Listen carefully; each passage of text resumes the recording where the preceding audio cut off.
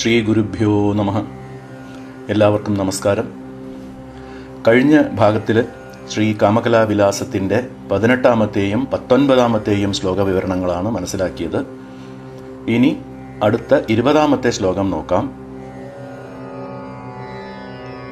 യാ സാന്തരോഹരൂപ പരാമഹേഷി ത്രിഭാവിതാ സൈവ സ്പഷ്ട പശ്യന്ത്യാദിത്രിമാതൃകാത്മാ ച ചക്രതാം യാതാ. പദം പിരിച്ച് ശ്ലോകം വായിക്കാം. യാ അസാന്തര ഊഹരൂപ, യാസാന്തരോഹരൂപ എന്നുള്ളത് അങ്ങനെ പിരിക്കണം. യാ അസാന്തര ഊഹരൂപ പരാമഹേഷി ത്രിഭാവിത സാ ഏവ സ്പഷ്ട പശ്യന്ത്യാദി ത്രിമാതൃക ആത്മാ ച ചക്രതാം യാത. അർത്ഥം നോക്കാം.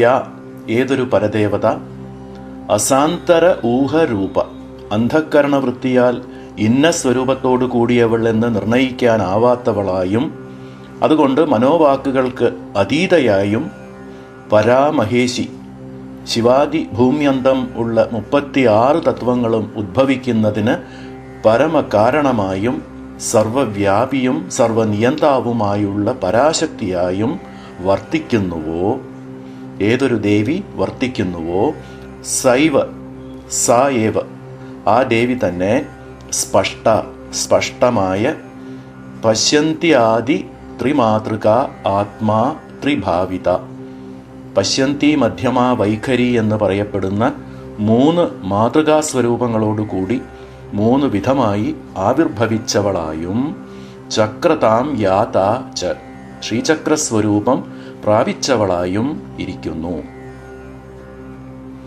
അർത്ഥസൃഷ്ടി, ശബ്ദസൃഷ്ടി എന്നീ രണ്ടും ശ്രീചക്ര മധ്യബിന്ദുവിൽ നിന്നും ആരംഭിക്കുന്ന വിവരണമാണ് ഇനി അങ്ങോട്ടുള്ള ശ്ലോകങ്ങളിൽ വരാനിരിക്കുന്നത്. അതിൻ്റെ ഒരു മുന്നോടിയാണ് ഈ ശ്ലോകം എന്ന് പറയാം. മനസ്സുകൊണ്ടും ബുദ്ധി കൊണ്ടും ഊഹിക്കാൻ പോലും കഴിയാത്ത പരാസ്വരൂപയായ ഭഗവതി അർത്ഥസൃഷ്ടിയിൽ 36 തത്വങ്ങളും ഉദ്ഭവിക്കുന്നതിന് കാരണമായി ഇരിക്കുന്ന മഹത്തായ ഈശ്വരിയായും ശബ്ദസൃഷ്ടിയിൽ പശ്യന്തി മധ്യമ വൈഖരി എന്നിങ്ങനെ വ്യക്തമായി വികസിക്കുന്ന 3 സ്വരൂപങ്ങളോടു കൂടിയും ശ്രീചക്രത്തിൻ്റെ രൂപം പ്രാപിക്കുന്നു. ചക്രതാം യാത, ശ്രീചക്രത്തിൻ്റെ സ്വരൂപം സ്വീകരിച്ചിരിക്കുന്നു എന്ന് അർത്ഥം. ശബ്ദസൃഷ്ടി ശ്രീ കാമകലാവിലാസത്തിലെ 3-ാമത്തെ ശ്ലോക വിവരണത്തിൽ ആദ്യമേ നമ്മൾ മനസ്സിലാക്കിയിട്ടുള്ളതാണ്. പരാശക്തി അണുതരരൂപ അനുത്തര വിമർശ ലിപി ലക്ഷ്യ വിഗ്രഹ ഭാതി. ഇതിൻ്റെ അർത്ഥം, അതായത് ആ 3-ാമത്തെ ശ്ലോകത്തിലെ ഈ വരിയുടെ അർത്ഥം നമുക്ക് ഒന്നും കൂടി ഓർമ്മയിൽ കൊണ്ടുവരാം. അങ്കുരരൂപിണിയായി പ്രകടമാകുന്ന ചിത്ശക്തി ദേശകാല വ്യവസ്ഥകളെ സ്ഥാപിച്ച് പരാവാക്ക് സ്വരൂപിണിയായി അകാരാദി ഹകാരാന്തമുള്ള മാതൃകാക്ഷരങ്ങളെ ഉണ്ടാക്കി ശബ്ദപ്രപഞ്ചത്തെ സൃഷ്ടിച്ചു എന്ന്. അതുതന്നെയാണ് ഇവിടെയും പറയുന്നത്. പക്ഷേ ചക്രോത്പത്തിയുടെ പശ്ചാത്തലത്തിൽ ശ്രീചക്രമായി ആവിർഭവിക്കുന്ന കോണ്ടെക്സ്റ്റിലാണ് വീണ്ടും ഇവിടെ ആവർത്തിച്ചിരിക്കുന്നത്. പരാപശ്യന്തി മധ്യമ വൈഖരി എന്നുള്ള വാക്കുകളുടെ 4 ഘട്ടം, 4 അവസ്ഥയെക്കുറിച്ച് ഇതിനു മുമ്പ് 7-ാമത്തെ ഭാഗത്തിൽ 3-ാമത്തെ ശ്ലോകത്തിൻ്റെ വിവരണത്തിൽ വിശദീകരിച്ചിട്ടുള്ളതാണ്. എന്നാലും ചുരുക്കമായി ഒന്നും കൂടിയും പറയാം. ശബ്ദസൃഷ്ടിയിൽ വർണ്ണാധ്വ, മന്ത്രാധ്വ, പദാധ്വ എന്നിങ്ങനെ 3 അധ്വാക്കൾ തന്നെയാണ് പരാപശ്യന്തി മധ്യമ വൈഖരി എന്നുള്ള വാക്കിൻ്റെ വികാസമായി പറഞ്ഞിരിക്കുന്നത്. മഹാബിന്ദു സ്വരൂപത്തിൽ ഉച്ഛൂനാവസ്ഥയിൽ എത്തി നിൽക്കുന്ന ചിത്ശക്തിയെക്കുറിച്ചും നമ്മൾ തുടക്കത്തിൽ തന്നെ മനസ്സിലാക്കിയതാണ്. ശബ്ദപ്രപഞ്ചമായി വികസിക്കുന്ന ചിത്ശക്തിയുടെ ആ മൂലഭാവമാണ് പരാവാക്ക്. പാരമാർത്ഥിക ദശയിൽ നിന്നും വ്യാവഹാരികമായ പ്രാപഞ്ചികമായ ദശയിലേക്ക്, ലോകദശയിലേക്ക് കടക്കുന്ന അടുത്ത 3 ഘട്ടങ്ങളാണ് പശ്യന്തി മധ്യമ വൈഖരി എന്നീ 3. പരാവാക്ക് സകല ലോകജ്ഞാനത്തിൻ്റെയും സമഷ്ടി രൂപത്തിലുള്ള മഹാബിന്ദു സ്വരൂപം തന്നെയാണ്. നമ്മൾ തുടക്കത്തിൽ 3-ാമത്തെ ശ്ലോകത്തിൽ അണുതര രൂപ അനുത്തര വിമർശ ലിപി ലക്ഷ്യ വിഗ്രഹ എന്ന് പറഞ്ഞ് അതിസൂക്ഷ്മമായ ഭാവം. ഈ സമഷ്ടിയിൽ നിന്നും വ്യഷ്ടിയായി പിരിയുന്നതാണ് പശ്യന്തി മുതലായ അടുത്ത സ്ഥിതികൾ. നാദം, ബിന്ദു, കല എന്നുള്ള 3 ജ്ഞാനാംശങ്ങളാണ് അവ്യക്തമായ ഈ പരാവാക്കിലുള്ളത്. ഇതിൽ ഒരംശമായ നാദം, പരാവാക്കിൻ്റെ നാദാംശം ആദ്യഘട്ടമായി വസ്തു വിവേചനത്തിനുള്ള ഇച്ഛയായി പരിണമിക്കുമ്പോൾ അത് പശ്യന്തി എന്നറിയപ്പെടുന്നു. അടുത്ത ഘട്ടമായി ബിന്ദു എന്നുള്ള ആ ജ്ഞാനാംശം സ്ഫുരിച്ച് അറിയുന്ന ആ വസ്തുവിൻ്റെ അർത്ഥം പ്രകടമാക്കാൻ വേണ്ട മധ്യമ എന്ന രൂപത്തിൽ അറിയപ്പെടുന്നു. പിന്നെ കല എന്നുള്ള ആ 3ാമത്തെ അംശം കൂടി സ്ഫുരിക്കുമ്പോൾ, വികസിക്കുമ്പോൾ അത് വൈഖരി എന്ന രൂപത്തിൽ വസ്തുവിൻ്റെ ജ്ഞാനം, വസ്തുവിൻ്റെ നാമത്തിൻ്റെ ആ അർത്ഥം മനസ്സിൽ വ്യക്തമായി തെളിയുന്ന രീതിയിൽ ആവുന്നു. പരായാഹ ബഹിപദേ പശ്യന്തി മധ്യമാ വൈഖരി രൂപേണ ത്രിവിധം അന്ധഃപദേ നാദബിന്ദു കലാത്മക വിമർശാംശക രൂപേണ ച എന്ന പ്രമാണമനുസരിച്ച് പരാവാക്കിൻ്റെ ബാഹ്യമായ വികസനം പശ്യന്തി മധ്യമാ വൈഖരി എന്നിങ്ങനെയാണ്. ആ വികസനത്തിൻ്റെ അടിസ്ഥാനമായിട്ടുള്ളത്, കാരണമായിട്ടുള്ളത് പരാവാക്കിൻ്റെ സൂക്ഷ്മാംശങ്ങളായ നാദം, ബിന്ദു, കല എന്നീ അംശങ്ങളുമാണ്. നാദബിന്ദു കലാദികൾ ജ്ഞാനാംശവും പശ്യന്തി മധ്യമാ വൈഖരി വാക്കുകൾ ക്രിയാംശങ്ങളുമാണ്. ഈ സംഗതികളൊക്കെ ഒരുവിധം വിസ്തരിച്ച് നമ്മൾ നേരത്തെ തന്നെ മനസ്സിലാക്കിയിട്ടുള്ളതാണ്. ഈ വാക്കിൻ്റെ 4 അവസ്ഥകളും മന്ത്രജപത്തിലും സ്ഫുരിക്കുന്നതാണ്. എങ്ങനെയാണ് അതിനെ പറഞ്ഞിരിക്കുന്നത്? ഇത് ശ്രദ്ധിച്ച് കേൾക്കണം. പ്രത്യേകിച്ച് യഥാവിധി മന്ത്രജപ സാധന ചെയ്യുന്നവരെ ഉദ്ദേശിച്ചാണ് പറയുന്നത്. മന്ത്രജപത്തിൽ മാനസികമായി ജപിക്കുന്ന മന്ത്രാക്ഷരങ്ങൾ തുടക്കത്തിൽ മനസ്സിലൂടെയും ചെവിയിലൂടെയും ശ്രദ്ധിക്കുമ്പോൾ അറിയപ്പെടുന്നു. അത് സ്ഥൂല സ്ഥിതിയാണ്. അപ്പോൾ ഇവിടെ വൈഖരിയാണ് വാക്കിൻ്റെ ഭാവം. മന്ത്രം ഉറക്കെ ചൊല്ലിയില്ലെങ്കിലും കൂടി മന്ത്രാർത്ഥത്തിൻ്റെ പുറകിൽ മനസ്സ് ഓടുന്നത് കൊണ്ട്, അതായത് മന്ത്രത്തിൻ്റെ അർത്ഥം എന്താണ് എന്ന് ഊഹിച്ചുകൊണ്ട് മനസ്സ് മന്ത്രത്തിനെ അനുഗമിക്കുന്നത് കൊണ്ട് വൈഖരി രൂപമാണ് ഇവിടെ. ഈ അവസ്ഥയിൽ പലപ്പോഴും അർത്ഥബോധം നമ്മൾ അറിയാതെ വന്നിട്ടുണ്ടാവും. ഒരു ഉദാഹരണത്തിന്, ഒരു മന്ത്രത്തിൽ സർവജനം മേ വശമാനയ എന്നുണ്ടെങ്കിൽ ജപിക്കുമ്പോൾ ആ ഭാഗം വരുമ്പോഴൊക്കെ വാക്യാർത്ഥം മനസ്സ് ഓർക്കും. പക്ഷെ മന്ത്രസാധനയിൽ നമ്മൾ വാക്യാർത്ഥത്തിൻ്റെ പുറകിൽ പോകാൻ പാടില്ല. എന്നാലും തുടക്കത്തിൽ ആ വാക്കുകളുടെ അർത്ഥം എന്താണ് എന്ന് നേരത്തെ അറിഞ്ഞിട്ടുള്ളതാണെങ്കിൽ അതിൻ്റെ പുറകെ മനസ്സ് പോകുമ്പോൾ മന്ത്രവും മന്ത്രാർത്ഥവും പിരിക്കാനാവാത്ത, അതായത് ഒരു സ്തോത്രം പോലെ അർത്ഥത്തിൽ കൂടി മന്ത്രം അറിയുന്ന ആദ്യത്തെ സ്റ്റേജ് ആയ വൈഖരിയുടെ രൂപത്തിലാണ് ഇവിടെ മന്ത്രത്തിൻ്റെ അനുഭൂതി, മന്ത്രത്തിൻ്റെ എക്സ്പീരിയൻസ്. അത് കഴിഞ്ഞാൽ ആ സ്ഥിതിയിൽ തന്നെ നിന്നുകൊണ്ടിരുന്നാൽ അങ്ങനെ തന്നെ തുടരുകയുള്ളൂ. പക്ഷെ അത് കഴിഞ്ഞ് അർത്ഥം കുറേശ്ശെ വിട്ട് ധ്വനിയിലേക്ക് ശ്രദ്ധ തിരിയുന്ന ഘട്ടമാണ് മധ്യമ. പൂർണ്ണമായി മന്ത്രജപത്തിൻ്റെ, ആ മാനസികമായി ജപിക്കുന്ന മന്ത്രജപത്തിൻ്റെ സൂക്ഷ്മധ്വനിയിൽ മാത്രമായിട്ട് ചിത്തം, മനസ്സ് ലയിക്കുന്നതാണ് ഉത്തമമായ പശ്യന്തി സ്ഥിതി. ഇതാണ് ജപലയം. ഇവിടെ ആസനസിദ്ധി ലഭിച്ചിട്ടുണ്ടാവും. ആസനസിദ്ധി എന്ന് പറഞ്ഞാൽ എന്താണ്? നട്ടെല്ല് നിവൃത്തി അനങ്ങാതെയുള്ള ഇരിപ്പ് ശീലിച്ചു കഴിയുമ്പോൾ ഉണ്ടാവുന്നതാണത്. ശരീരത്തിൻ്റെ പ്രജ്ഞ ഇല്ലാതെയുള്ള ഒരവസ്ഥ. ഇരിക്കുകയാണോ കിടക്കുകയാണോ, വലത്തെ കാലം എവിടെയാണുള്ളത്, ഇടത്തെ കാലം എവിടെയാണുള്ളത് എന്നൊന്നും അറിയാത്ത മനസ്സ് ശരീരബോധത്തിൽ നിന്നും മുഴുവനുമായി വിട്ടുനിൽക്കുന്ന ഒരു സ്ഥിതി. ജപം, ധ്യാനമൊക്കെ സ്ഥിരമായി ശീലിക്കുമ്പോൾ താനേ ഉണ്ടാവുന്നതാണ് ഈ ആസനസിദ്ധി. അതിനുശേഷവും ജപം തുടരുമ്പോഴാണ് മന്ത്രധ്വനിയും അന്തരംഗവും ഒരുമിച്ച് ദേവതാസ്പർശം, ആ ഒരു സെൻസ് ഓഫ് ഡിവിനിറ്റി എന്ന് പറയുന്നത് ലേശായിട്ട് അറിയാൻ തുടങ്ങും. അതാണ് വളരെ സ്വല്പമായ, വളരെ നേരിയ പരാവാക്കിൻ്റെ അനുഭൂതി. മന്ദിരമും ദേവതയും ഉള്ളുണർവും ഒൻറിവിട്ട് തന്തിരമേ പരയൊലിയായി പരവി നിൽക്കും യോഗമട എന്ന് തമിഴിൽ ഒരു സിദ്ധൻ പാടിയിട്ടുണ്ട്. ഇതേ അർത്ഥം തന്നെയാണ്. മന്ദിരമും ദേവതയും ഉള്ളുണർവും, മന്ത്രം, ദേവത, അന്തരംഗം എന്നീ 3ഉം ഒന്നിച്ച് പരയുടെ ആ സൂക്ഷ്മധ്വനി മാത്രമായി വ്യാപിക്കുന്ന ഒരു തന്ത്രം, ഒരു ടെക്നിക്ക് ആണ് മന്ത്ര ജപയോഗം എന്ന അർത്ഥം. പരയൊലിയായി പരവി നിൽക്കും തന്തിരമേ യോഗമട. വിജ്ഞാന ഭൈരവ തന്ത്രത്തിലൊക്കെ ഈ രീതിയെക്കുറിച്ച് ധാരാളം പറഞ്ഞിട്ടുണ്ട്.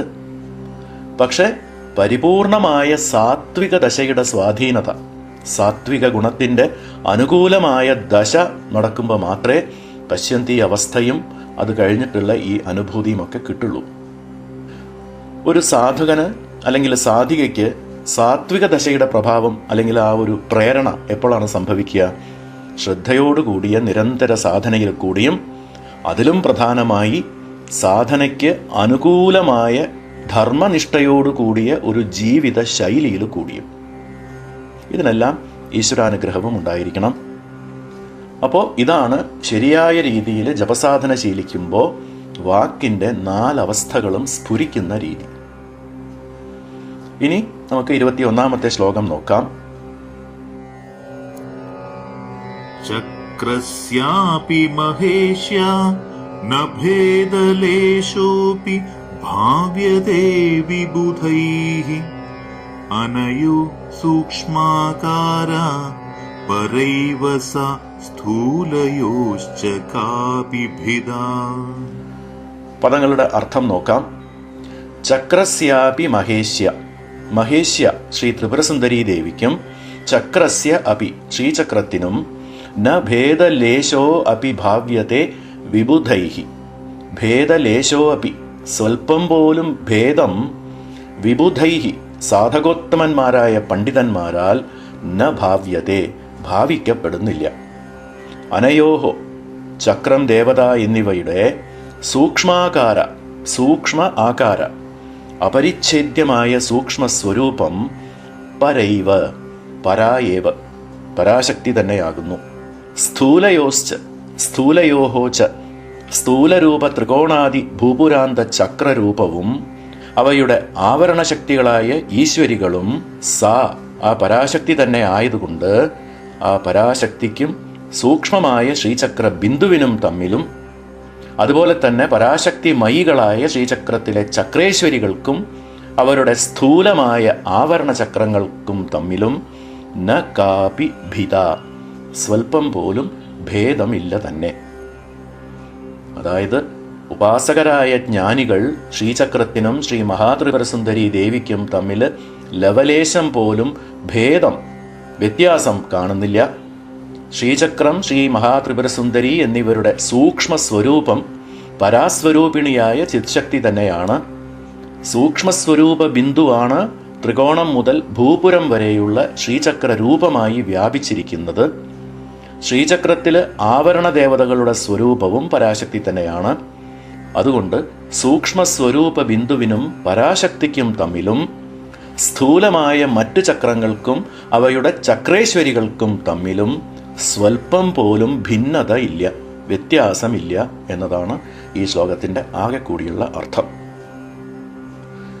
ശ്രീചക്രം ശിവയോർ വപുഹു, ശ്രീചക്രം ശിവശക്തികളുടെ ശരീരം എന്നാണ് പ്രമാണം. ഇതിനേക്കാൾ കൂടുതൽ പവിത്രത ഇനി ഈ യന്ത്രത്തിന് വേറെ ഇല്ല എന്ന് തന്നെ പറയാം. യോഗിനി ഹൃദയത്തിലെ ചക്രസങ്കേതത്തിലെ ഒരു ശ്ലോകമാണ് ഏവം രൂപം പരം തേജ ശ്രീചക്ര വപുഷാസ്ഥിതം തദീയ ശക്തി നികര സ്ഫുരദൂർമി സമാവൃതം.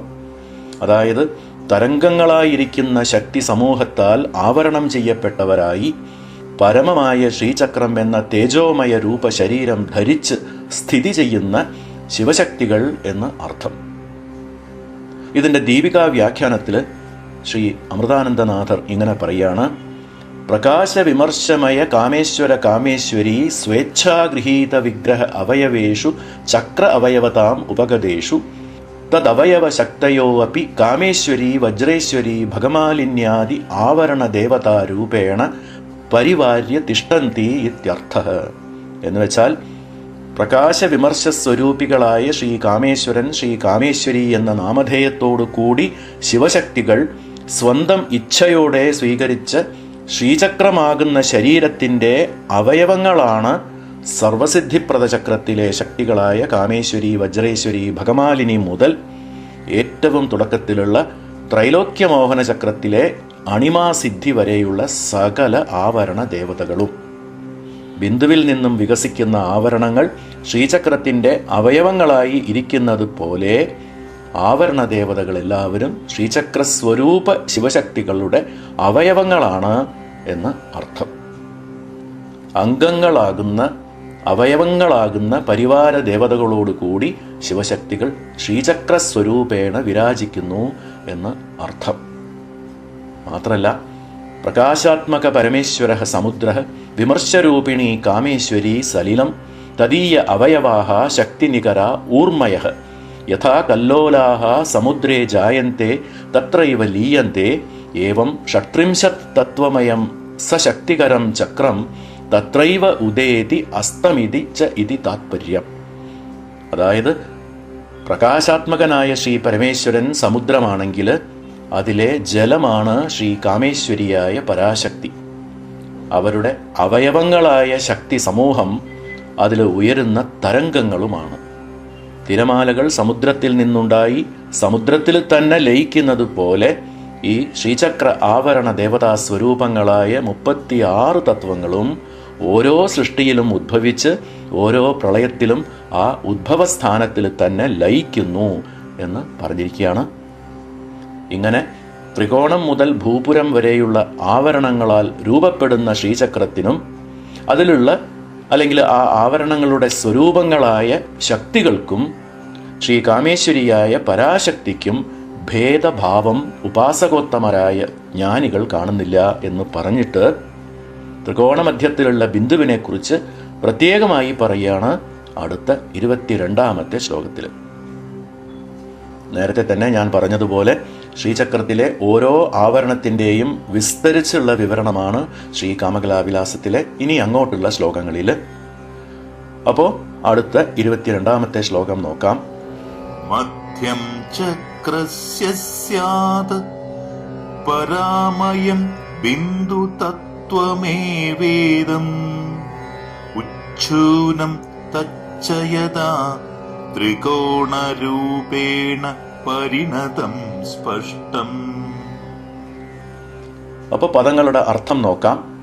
ചക്രസ്യ മധ്യം, ശ്രീചക്രത്തിൻ്റെ മധ്യത്തിലുള്ള ഇതം ബിന്ദു തത്വം, മോക്ഷസ്ഥാനമായ ബിന്ദുവിൻ്റെ യഥാർത്ഥ സ്വരൂപം പരാമയം ഏവ, പരയാകുന്ന ചിത്ശക്തിയുടെ സ്വരൂപം തന്നെ ആകുന്നു. പര എന്ന് പറയുമ്പോൾ പരാവാക്ക് എന്നും കൂടി അർത്ഥം മനസ്സിലാക്കണം. തത്ത് ച, ആ ബൈന്ദവസ്ഥാനവും യഥാ ഉച്ഛൂനം, എപ്പോ വികാസഭാവം പ്രാപിക്കുന്നുവോ തഥാ അപ്പോ സ്പഷ്ടം ത്രികോണരൂപേണ, സ്പഷ്ടമായി സ്ഥൂല ത്രികോണ രൂപത്തില് പരിണതം ഭവതി, പരിണമിച്ചതായി തീരുന്നു. അതായത് ശ്രീചക്ര മധ്യസ്ഥാനമായ ബിന്ദു പരാമയമായ ചിത്ശക്തിയുടെ തത്വത്തെ തന്നെയാണ് കുറിക്കുന്നത്. ആ സൂക്ഷ്മ ബിന്ദു വികാസഭാവം സ്വീകരിക്കുമ്പോൾ സ്പഷ്ടമായ ത്രികോണരൂപത്തിൽ പരിണമിക്കുന്നു. പ്രപഞ്ചം സൃഷ്ടിക്കാനിരിക്കുന്ന ചിത് ശക്തി സ്വരൂപമാണ് ബിന്ദു എന്നും സൃഷ്ട്യുന്മുഖയായ മഹാശക്തി പ്രാപഞ്ചിക ദശയിലേക്ക് ചിത് ശക്തിയായി പ്രവേശിക്കുന്ന ദ്വാരം, പോർട്ടൽ ആണ് ആ ബിന്ദു എന്നും നേരത്തെ നമ്മൾ സംവാദിച്ചിട്ടുള്ളതാണ്. സൃഷ്ടി തത്വത്തിൻ്റെ അഥവാ ജഗത് സൃഷ്ടിയുടെ ഒരു മാതൃകയാണ് അഥവാ ഒരു പ്രതീകമാണ് ശ്രീചക്രം. സൃഷ്ടി അർത്ഥസൃഷ്ടി എന്നും ശബ്ദസൃഷ്ടി എന്നും 2 വിധത്തിലാണ്. അർത്ഥസൃഷ്ടി എന്ന് വെച്ചാൽ കാണപ്പെടുന്ന ഈ പ്രപഞ്ചം പഞ്ചഭൂതാത്മക പ്രപഞ്ച രൂപം. ശബ്ദസൃഷ്ടി എന്ന് വെച്ചാൽ രൂപമായി കാണപ്പെടുന്ന പ്രപഞ്ചത്തെ തിരിച്ചറിയാനുള്ള ശബ്ദരൂപത്തിലുള്ള നാമം. ഈ രണ്ടുമാണ്, അതായത് ശബ്ദപ്രപഞ്ചവും അർത്ഥപ്രപഞ്ചവുമാണ് നാമരൂപ പ്രപഞ്ചമെന്ന് അറിയപ്പെടുന്നത്. ഈ വിഷയങ്ങളൊക്കെ നമ്മൾ നേരത്തെ തന്നെ വിസ്തരിച്ച് മനസ്സിലാക്കിയതാണ്. ശ്രീചക്രത്തിൻ്റെ കേന്ദ്രസ്ഥാനമായ മധ്യത്തിലുള്ള ബിന്ദുവാണ് ഈ 2 തരം സൃഷ്ടിയുടെയും ഉദ്ഭവസ്ഥാനം. അതാണ് ശ്രീചക്ര ബിന്ദുവിൻ്റെ പ്രാധാന്യം. ഇവിടെ ശ്രീചക്രം എന്ന് പറയുമ്പോൾ വരച്ച ഒരു ചിത്രമായിട്ടോ അല്ലെങ്കിൽ മേരുപ്രസ്ഥാനം എന്ന് പറയുന്ന ഒരു 3 ഡയമെൻഷണൽ ബിംബമായിട്ടോ അല്ല മനസ്സിൽ കാണേണ്ടത്. രൂപരേഖകൾക്കും ആകൃതികൾക്കും അപ്പുറത്തുള്ള ഒരു അബ്സ്ട്രാക്റ്റ് കോൺസെപ്റ്റായിട്ട്, അമൂർത്തമായ ഒരു സങ്കല്പമായിട്ട് വേണം കാണാൻ, മനസ്സിലാക്കാൻ. അപ്പോൾ ശ്രീചക്രം ഉദ്ഭവിക്കുന്നത് ശ്രീചക്രത്തിൻ്റെ പ്രഭവസ്ഥാനം എന്ന് പറയുന്നത് മധ്യത്തിലുള്ള ബിന്ദുവാണ്. ബൈന്ദവം, ബൈന്ദവസ്ഥാനം എന്നും പറയും. പാരമാർത്ഥിക തലവും വ്യാവഹാരികമായ ഈ പ്രപഞ്ചതലവും വേർതിരിക്കുന്ന അതിൻ്റെ മധ്യത്തിലുള്ള പടിവാതിൽ, പോർട്ടൽ ആണ് ഈ ബിന്ദു എന്ന് നേരത്തെ പറഞ്ഞിട്ടുള്ളതാണ്.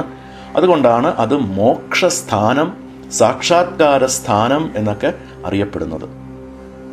ആ ബിന്ദു തന്നെയാണ് ചിത് ശക്തി സ്വരൂപമായ കാമകല. ഇനി പറയുന്നത് ശ്രദ്ധിക്കണം. ഈ ബിന്ദുരൂപ കാമകല പരാകാമകല എന്നും അപരാകാമകല എന്നും 2 വിധത്തിലാണ് എന്നാണ് ആനന്ദോല്ലാസം വ്യാഖ്യാനത്തിൽ ശ്രീ ചിദാനന്ദനാഥർ പറയുന്നത്. അതായത് ഈ പടിവാതിലിൽ നിന്നും പാരമാർത്ഥിക തലത്തിലേക്ക് നോക്കുമ്പോൾ പരാകാമകല എന്നും, അഥവാ പാരമാർത്ഥിക തലത്തിലുള്ള വാതിലിൻ്റെ ഭാഗം പരാകാമകല എന്നും, വ്യാവഹാരികമായ പ്രാപഞ്ചിക തലത്തിലേക്ക് നോക്കുമ്പോൾ അഥവാ പ്രാപഞ്ചിക തലത്തിലുള്ള വാതിലിൻ്റെ ഭാഗം അപരാകാമകല ആണ് എന്നും ഉപമിക്കാം. പ്രകാശ വിമർശ സാമരസ്യ സ്വരൂപമാണ് ബിന്ദുവിൻ്റെ പാരമാർത്ഥിക ഭാവം, പരാകാമകലയുടെ ഭാവം. ആ ബിന്ദു തന്നെ പ്രപഞ്ച സൃഷ്ടിയുടെ ഹേതുവായി വീക്ഷിക്കപ്പെടുമ്പോൾ, അതായത് അപരാകാമകലയുടെ ഭാവമായി വീക്ഷിക്കപ്പെടുമ്പോഴാണ് അർത്ഥസൃഷ്ടിയും ശബ്ദസൃഷ്ടിയും ബിന്ദുവിൽ നിന്ന് ശ്രീചക്ര രൂപത്തിൽ വികസിക്കുന്നത്. അതാണ് ബിന്ദുവിൻ്റെ ഉച്ഛൂനം, വികാസഭാവം എന്നൊക്കെ പറഞ്ഞിരിക്കുന്നത്. അതായത് ചിത്ശക്തിയുടെ ആവിർഭാവം ശ്രീചക്ര മധ്യബിന്ദുവിൽ സംഭവിച്ച് അത് ശബ്ദസൃഷ്ടിയിലും അർത്ഥസൃഷ്ടിയിലും വികസിക്കുന്നതാണ് ശ്രീചക്രത്തിൻ്റെയും വികസനം. ശബ്ദസൃഷ്ടി എന്ന് പറയുമ്പോൾ എന്താണ്? പര, പശ്യന്തി, മധ്യമ, വൈഖരി. ഇവിടെ പര എന്ന് പറയുന്നത് ബിന്ദു തന്നെയാണ്. പരാസ്ഥാനം ബിന്ദുവാണ്. പശ്യന്തി, മധ്യമ, വൈഖരി എന്നീ 3 ശബ്ദസൃഷ്ടിയുടെ വികാസം. അർത്ഥസൃഷ്ടി എന്ന് പറയുന്നത് പ്രപഞ്ച സ്വരൂപമാണ്. അതായത് സൃഷ്ടിസ്ഥിതി സംഹാരം. ഈ 3 ഒരു ചക്രം പോലെ ആവർത്തിച്ചു കൊണ്ടിരിക്കുന്നതാണ് പ്രപഞ്ചചക്ര രൂപം. അത് വാമ, ജ്യേഷ്ഠ, രൗദ്രി എന്നീ 3 ശക്തികളുടെ ആവിർഭാവത്തിലാണ് സംഭവിക്കുന്നത്. അപ്പോൾ ശബ്ദരൂപത്തിലുള്ള മാതൃകാക്ഷരങ്ങൾക്ക് കാരണമായ പശ്യന്തി മുതലായവ നാമവും സൃഷ്ടിസ്ഥിതി സംഹാരങ്ങളെ കുറിക്കുന്ന ചക്രങ്ങൾ രൂപവും ആവുന്നു. ആ 2 രീതിയിലുള്ള ശ്രീചക്രത്തിൻ്റെ വികസനമാണ് ഇനിയുള്ള ശ്ലോകങ്ങളിൽ വിവരിക്കാനിരിക്കുന്നത്. ബിന്ദുവിൻ്റെ അടുത്ത ഘട്ടമായിട്ടുള്ള വികസനം എന്താണ്? ശ്രീചക്രം നോക്കുമ്പോൾ മനസ്സിലാവും, അത് പ്രഥമ ത്രികോണം അഥവാ മൂലത്രികോണം ആണ്. അപ്പോൾ നേരത്തെ പറഞ്ഞ പോലെ ഒരു അബ്സ്ട്രാക്ട് കോൺസെപ്റ്റായി ശ്രീചക്രത്തെ ഭാവിക്കുമ്പോൾ ബിന്ദു കഴിഞ്ഞാൽ ഉണ്ടാവുന്നത് തേജോമയമായ ഒരു ത്രികോണ മണ്ഡലമാണ്. പിന്നീട് ക്രമേണ അഷ്ടകോണം മുതലായ ചക്രങ്ങളും ഉണ്ടാവുന്നു. ഇത്രയും പറഞ്ഞത് നന്നായി ഓർത്തിരിക്കണം. എന്നാലേ ഇനിയുള്ള 3 ശ്ലോകങ്ങളിലെ ത്രികോണ സ്വരൂപത്തിൻ്റെ വിവരണം നന്നായി മനസ്സിലാവുള്ളൂ. ഇനി ഈ ശ്ലോക വിവരണം അവസാനിപ്പിക്കുന്നതിന് മുമ്പായി ശ്രീ അമൃതാനന്ദനാഥരുടെ ഒരു ശ്ലോകം, ബിന്ദുവിൻ്റെ ഒരു ഡെഫിനിഷൻ നമുക്ക് നോക്കാം.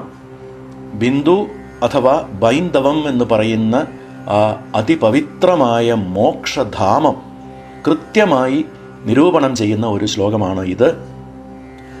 ബൈന്ദവേ പരമാകാശേ സച്ചിദാനന്ദ ലക്ഷണേ നിഷ്പ്രപഞ്ചേ നിരാഭാസേ നിർവികൽപേ നിരാമയേ അനുത്തര ചമത്കാര പരാമർശ പവിത്രിതേ നിരന്തര മഹാശൂന്യേ ശൂന്യ ശൂന്യാന്ത വർജിതേ. ഇത്ര മനോഹരമായ ഒരു നിർവചനം, ബിന്ദുവിൻ്റെ ഒരു വിവരണം ഞാൻ വേറെ എവിടെയും കണ്ടിട്ടില്ല. ഇനി ഒന്നും കൂടുതലായി ചേർക്കാനോ പറയാനോ ഇല്ലാത്ത പൂർണ്ണമായ ഒരു ബിന്ദു നിരൂപണം. അർത്ഥം നോക്കാം. ആദ്യം അവസാനത്തെ വരി നോക്കാം. നിരുത്തര മഹാശൂന്യേ ശൂന്യ ശൂന്യാന്ത വർജിതേ. ശൂന്യ ശൂന്യാന്ത. ശൂന്യാന്ത എന്ന് വെച്ചാൽ ശൂന്യം ഒഴിഞ്ഞ്, ശൂന്യമല്ലാത്ത എന്ന അർത്ഥം. ശൂന്യ ശൂന്യ അന്ത, ശൂന്യവും ശൂന്യമല്ലാത്തതുമായ നിരുത്തര മഹാശൂന്യെ, ഇതിനപ്പുറം മറ്റൊന്നില്ലാത്ത മഹാശൂന്യവും. എന്തുകൊണ്ടാണ് മഹാശൂന്യം എന്ന് പറഞ്ഞിരിക്കുന്നത്? പ്രാപഞ്ചിക തലത്തിൽ സ്ഥിതി ചെയ്യുന്ന മനുഷ്യരായ നമ്മുടെ ബുദ്ധി വ്യാപാരം കൊണ്ടും നമ്മുടെ സകലവിധമായ ശാസ്ത്രങ്ങൾ, സിദ്ധാന്തങ്ങൾ, പ്രമാണങ്ങൾ, വിജ്ഞാന ശാഖകൾ ഇവയൊന്നുകൊണ്ടും അറിയാനോ ഇന്ന രീതിയിലുള്ളത് എന്ന് നിർവചിക്കാനോ ആവാത്തത് കൊണ്ടാണ്, ചിന്താശൂന്യമായിരിക്കുന്നത് കൊണ്ടാണ് മഹാശൂന്യം എന്ന് പറഞ്ഞിട്ടുള്ളത്. അൺഫാത്തമബിൾ വോയിഡ്, അതായത് എന്താണെന്ന് അറിയാൻ സാധിക്കാത്തത് കൊണ്ട് ശൂന്യം. ശൂന്യാന്ത, ശൂന്യവുമല്ല പൂർണ്ണവുമല്ലാത്ത വാചാമഗോചരമായ മഹാശൂന്യം. കോണ്ടംപ്ലേറ്റീവ് ഇൻസൈറ്റ് അഥവാ സ്വധ്യാന ദൃഷ്ടിയിൽ കൂടി ധ്യാനിച്ച് മനസ്സിലാക്കേണ്ടതാണ് ഇതിൻ്റെ സൂക്ഷ്മാർത്ഥം. അത്ര ഗഹനമാണ്. മറ്റൊന്നായി തുലനം ചെയ്യാൻ പോലും ആവാത്തതും പ്രാപഞ്ചിക ദശയിൽ മാനുഷികമായ അറിവിൽ വിവരിക്കാനാവാത്തതുമായ ഒരു അനന്തമായ ശൂന്യപദം, ഒരു ഡയമെൻഷൻലെസ് സ്റ്റേറ്റ് ആണ് ഈ ബിന്ദുസ്ഥാനം. ശ്ലോകത്തിൻ്റെ അവസാനമാണ് ഇത് പറഞ്ഞിരിക്കുന്നത്. കാരണം ഇനി വേറെ എന്ത് പറഞ്ഞാലും, വേറെ എങ്ങനെ വിവരിക്കാൻ പുറപ്പെട്ടാലും നിഷ്ഫലമാവുമെന്ന് സൂചിപ്പിക്കാൻ. ഇനി അതിൻ്റെ മുമ്പിലത്തെ വരിയെടുക്കാം. അനുത്തര ചമത്കാര പരാമർശ പവിത്രിത്തെ. അനുത്തര ചമത്കാര, ഇനി ഇതിനേക്കാൾ വലിയ ഒരു ചമത്കാരം പറയാനില്ലാത്തതും. എന്താണ് ഈ ചമത്കാരം എന്ന് വെച്ചാൽ? ചമത്കാരത്തിന് അത്ഭുതജനകമായ, അസാധാരണമായ, ഹൃദയഹാരിയായ സാമർഥ്യം, ഭംഗി എന്നൊക്കെ അർത്ഥം. ഇംഗ്ലീഷിൽ പറയുകയാണെങ്കിൽ മാജിക്കൽ ബ്രില്യൻസ്, അല്ലെങ്കിൽ spell binding wonder, enchanting Marvel എന്നൊക്കെ പറയാം. ശിവാദ്വൈതത്തിൽ ധാരാളം ഉപയോഗിച്ചിട്ടുള്ള ഒരു പ്രയോഗമാണ് ചമത്കാരം. ഇതിൻ്റെ അർത്ഥം ശരിയായി മനസ്സിലാക്കി ഓർത്തിരിക്കേണ്ടതാണ്. അങ്ങനെ ഇതിലും വലിയ ഒരു ആശ്ചര്യ വിഷയമായി പറയാൻ മറ്റൊന്നില്ലാത്തതും, പരാമർശ പവിത്രിത, വിമർശശക്തിയാൽ, പരാസംവിത് സ്വരൂപ മഹാശക്തിയാൽ പവിത്രീകരിക്കപ്പെട്ടതും. ശ്രീ കാമകലാവിലാസത്തിൻ്റെ ആദ്യ ഭാഗങ്ങളിൽ നമ്മൾ ആരാഞ്ഞ വിഷയം ഇവിടെ ഓർക്കണം. അനുത്തര പരാസംവിത്താകുന്ന വിമർശശക്തിയിൽ നിന്നും പ്രപഞ്ച സൃഷ്ടിക്കായി മഹാബിന്ദു സ്വരൂപത്തിൽ രൂപം കൊള്ളുന്ന ഭാവമാണ് ചിത് ശക്തി എന്നത്. പരാശക്തിയുടെ ഈ രണ്ട് വിധത്തിലുള്ള ഭാവങ്ങളായി പറഞ്ഞിട്ടുള്ളത് ശ്രീ കാമകലാവിലാസത്തിൻ്റെ ഒരു പ്രത്യേകതയാണ്, ഒരു സവിശേഷതയാണ്. ആദ്യത്തെ മൂലഭാവം പരാസംവിത് സ്വരൂപ വിമർശശക്തി എന്നും, രണ്ടാമത്തേത് പ്രപഞ്ച സൃഷ്ടിക്ക് ഒരുങ്ങുമ്പോൾ മഹാബിന്ദു രൂപത്തിൽ ആവിർഭവിക്കുന്ന ചിത് ശക്തി എന്നുമുള്ള രണ്ട് തരത്തിലുള്ള നിലപാട്. അതെല്ലാവർക്കും ഇതിനകം നന്നായി മനസ്സിലായിട്ടുണ്ടാവും, വ്യക്തമായിട്ടുണ്ടാവും എന്ന് വിചാരിക്കുന്നു. ഇനി അതിൻ്റെ മുമ്പിലത്തെ വരി, രണ്ടാമത്തെ വരി, നിഷ്പ്രപഞ്ചേ നിരാഭാസേ നിർവികൽപ്പേ നിരാമയേ. പ്രാപഞ്ചിക ദശയിലേക്ക് ഇനിയും എത്തിയിട്ടില്ലാത്തതും, കാരണം പാരമാർത്ഥിക തലത്തിൻ്റെ ഏറ്റവും ഒടുവിലത്തെ സ്ഥാനത്തിനും പ്രാപഞ്ചിക ദശയുടെ ഏറ്റവും ആദ്യ സ്ഥാനത്തിനും മധ്യത്തിലുള്ള കവാടം, ദ്വാരം ആയതുകൊണ്ട് പ്രാപഞ്ചിക ദശയിലേക്ക് ഒരു എത്തി നോട്ടത്തിന് തയ്യാറാകൽ, അതിനുള്ള ഒരു ഒരുക്കം മാത്രമാണ് ഇവിടെ നടക്കുന്നത്. സൃഷ്ടി തുടങ്ങിയിട്ടില്ല, വാമാജ്യേഷ്ഠാദികൾ ഇനിയും എത്തിയിട്ടില്ല. അതുകൊണ്ട് നിരാഭാസേ നിർവികൽപ്പേ നിരാമയേ, നിഷ്പ്രപഞ്ചമായി വ്യാവഹാരിക ദശയിലേക്ക് എത്തിയിട്ടില്ലാത്തത് കൊണ്ട് തന്നെ നിരാഭാസവും നിർവികൽപ്പവും നിരാമയവും ആയതും.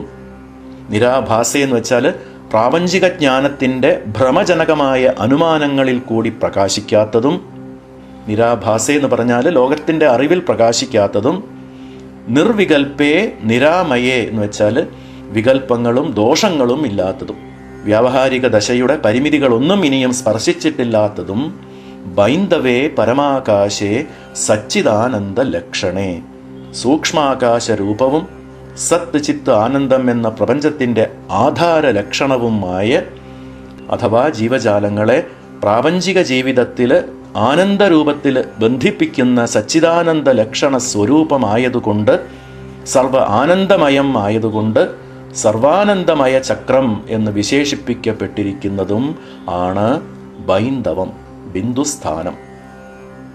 അപ്പോൾ ഈ ശ്ലോകത്തിൻ്റെ ആകെക്കൂടിയുള്ള അർത്ഥം ഒന്നും കൂടി നോക്കാം.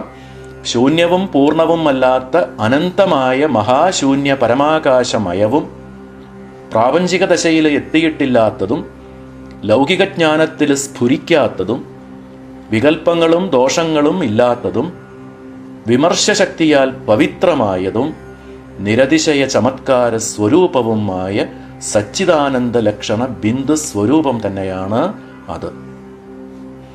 തത്വവിമർശിനി എന്ന ഗ്രന്ഥത്തിന് ശ്രീ അമൃതാനന്ദനാഥർ രചിച്ച വ്യാഖ്യാനത്തിൽ കൊടുത്തിട്ടുള്ളതാണ് ഈ ലക്ഷണ ശ്ലോകം. ഈ ഗ്രന്ഥവും വ്യാഖ്യാനവും ഇതുവരെയും കണ്ടുകിട്ടിയതായി അറിവില്ല. ഈ ഒരു ശ്ലോകം ചിദ്വല്ലി വ്യാഖ്യാനത്തിൽ ശ്രീ നടനാനന്ദനാഥർ ഉദ്ധരിച്ചിട്ടുള്ളതാണ്. ത്രികോണരൂപേണ പരിണതം സ്പഷ്ടം. അവ്യക്തമായ ബിന്ദു ത്രികോണരൂപത്തിൽ വ്യക്തമായി സ്പഷ്ടമായി പരിണമിച്ചു എന്ന് പറഞ്ഞാണ് ഈ 22-ാം ശ്ലോകം അവസാനിപ്പിച്ചിരിക്കുന്നത്. ത്രികോണമായിട്ടുള്ള ശ്രീചക്രത്തിൻ്റെ അടുത്ത പരിമാണഘട്ടമാണ് അടുത്ത 23-ാമത്തെ ശ്ലോകത്തിൽ വിവരിക്കുന്നത്. അത് നമുക്ക് അടുത്ത ഭാഗത്തിൽ നോക്കാം. അതുവരെ എല്ലാവർക്കും നന്ദി, നമസ്കാരം.